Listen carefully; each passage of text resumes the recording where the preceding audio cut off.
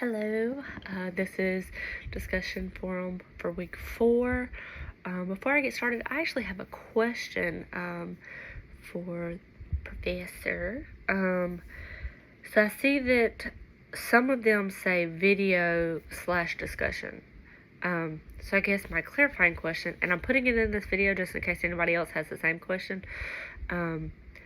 So do we have to do our discussion as a video, or can it just be text, or either or? Is that an option, or must it be video?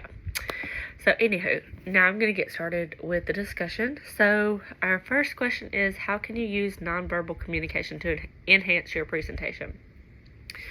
So ways that we can use nonverbal communication, for example, what I'm doing right here. This is probably not the best thing to do, and I struggle with that. Using my hands, I use my hands so much, and I do sermons every Wednesday for first graders, and so it's very theatrical, and it's all involved and fun and stuff, and so that's not hard. You get to use your hands when you do that. However, when you're doing a presentation that's important, it's probably best not to sit here and do this. So I struggle with that really bad. And so then our next question is, what is one way to improve your nonverbal communication skills? So I'm going to lead with an example for this one. And it's something that I have been married for 2.5 years now, and it's one thing that me and my husband both notice in each other but struggle to actually tackle for ourselves. Anytime we're having a discussion about something that is really important or bothers one or the other, we have the tendency to feel like we have to interject. Is that the word I'm looking for? Right? I think so. I think that's the word I'm looking for. Before they get to finish their sentence, because especially for me, mom of 2, once you have kids, something happens to your brain, as you just saw. You just can't remember stuff. So I feel like when he's speaking, that if I don't say what I need to say right then and there, that I'm going to forget, and then, we're never going to get that part of the discussion taken care of. However, that's not necessarily how that works. And then in turn, when you do that, it makes someone feel like you're not hearing them out. They're not being heard.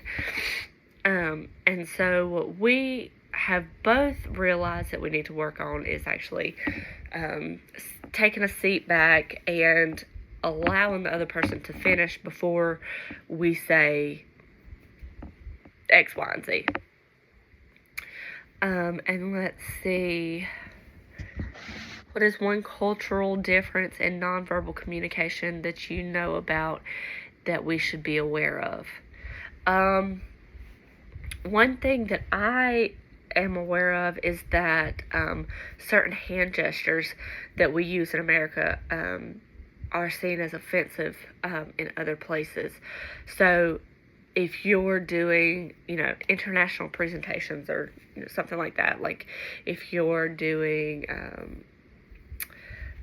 ministries outside of the United States, it's probably a good idea to be aware of those cultural differences in hand gestures to make sure that you don't accidentally offend the culture of the people that you are speaking to.